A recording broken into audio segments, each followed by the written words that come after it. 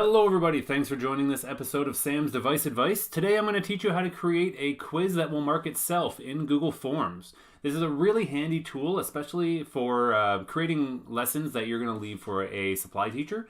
Google Forms is great for that in general, but I really like these quizzes as well.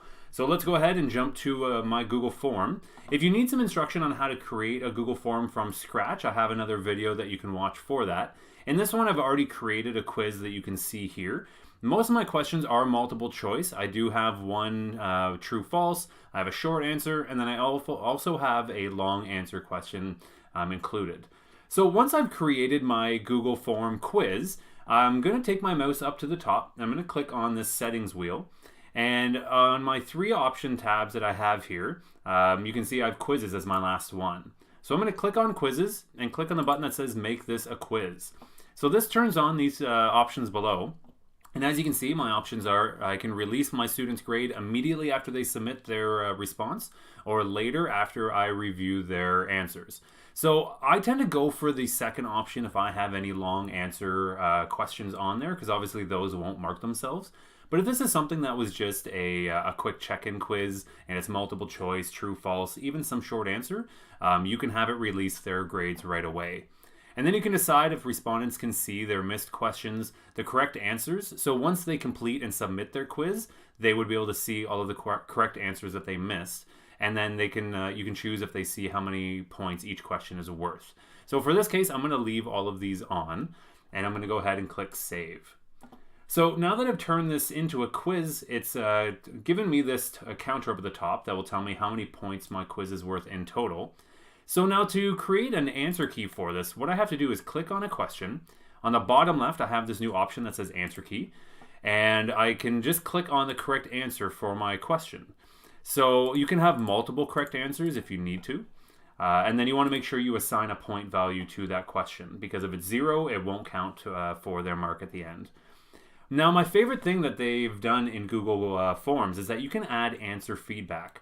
So if I click on this option, you can see I have the ability to add in feedback for correct and incorrect answers. So let's say for my 1812 question, my student didn't get it right. So I can provide some feedback for them, give them a mnemonic device that we worked on in class. But a more powerful feature is what they've included down here, where I can give them a link to a website, or I can send them a video to watch if they get this incorrect. So in this case, if I wanted to send them to a video of War of 1812, I'll show you what this would look like. So let's do Crash Course History. That's my favorite one. Sorry, I feel like my posture is getting really bad, and as my video, you're just going to see the top of my head by the time this is over. So I can even add a little message that says watch this video, and I'm going to click add. Oh, I don't have a link, so let's stop that. And I'll click save. Okay, so now if my students get this incorrect, my quiz is going to tell them afterwards to watch this video, and it'll give them a link to this, which is pretty awesome. I'm also going to click on my next question. Again, add my answer key. I'm going to create this as a 1-point question, and I'm going to choose my correct answer. So you want to make sure you're doing this for each of your questions. You can turn on the quiz feature first and then create your questions and do your answer key as you go. I tend to like making my questions first and then going through afterwards. So you can have all of the above questions in a multiple choice. Again, if I wanted to, I can add my answer feedback here. For true-false questions, I tend to just do it as a multiple choice and just have my true or false options. You could do these as a drop-down option. I wouldn't recommend checkbox just because it'll let them choose both answers at once, and that's not really helpful for a lot of these kind of questions. But if it was a question that says choose all of the below that are correct, you'd want to do a checkbox. So I'm going to say that Upper Canada is indeed top shelf. Now, when you get into short answers, this is actually pretty nifty what they've done here. If I turn on my answer key, again, I'm going to give it a point. It's going to let me type in the correct answers that I'm looking for in this sentence. So I could type in any words that I want my students to get credit for typing in here. More handsome, less French. No, let's not put that. I'm going to leave it at those two. And then I can decide to mark all other answers incorrect. So if they don't type in either of these two answers, they're going to get an incorrect mark for this. Depending on the question, you might want to turn on the option that will release their marks once you've reviewed their answers. That's going to be up to you. And then you get into your long answer questions.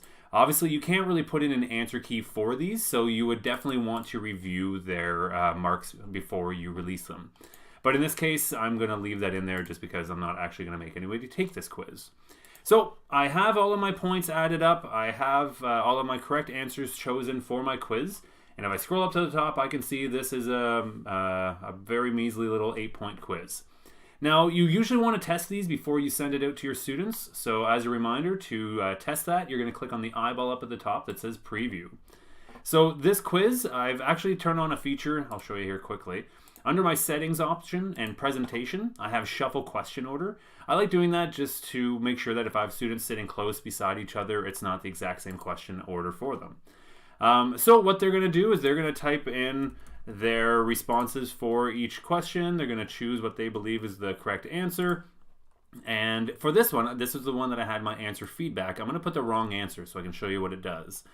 And then once my students have completed this, blah, blah, blah, they'll hit submit. So this gives them this little option to view their score once they're finished. I've turned that feature on, and my student got 4 out of 8. So it gives them a check mark for that fill in the blank because they added one of the words that was on my list. And then you can see my 1812 question. It tells them that they got it wrong. This is the correct answer. And now this is a video that's been sent to them to watch on their own for some remediation for that. Then once you're finished, you're going to see all of your responses from your students. Oh, let me get out of here. In your responses tab. So if I click on responses, I'm going to see how my students have done for each question.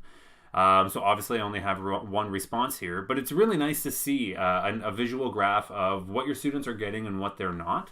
And you can then go individual question by question and see how everyone did, or you can look at each individual student. And if you have multiple students, you would click on this arrow here to scroll through. Now, obviously, one big error I made on my quiz is I don't have a name. I don't know who's writing their quiz. So you definitely want to add in a question up at the top that says name, and they can fill theirs in. You can also turn on email collecting, so they would have to log in with their Google Drive account. That would be up to you if you want to. So that's all I have for you today. So that was creating a quiz in Google Forms that can mark itself. This can save a lot of time, and like I said, it's really, really handy if you're going to have a supply teacher in class. You can put this on your Google Classroom, schedule it to post at the start of class, and you have no more worries. So as always, feel free to send me any questions you have to sam@samgoving.com. Thank you very much for watching. I hope you have yourself a great night. And tonight is the last day of the regular season of the NHL, so I will certainly be watching the Leafs. I don't know why I told you that. Thank you for watching. Cheers.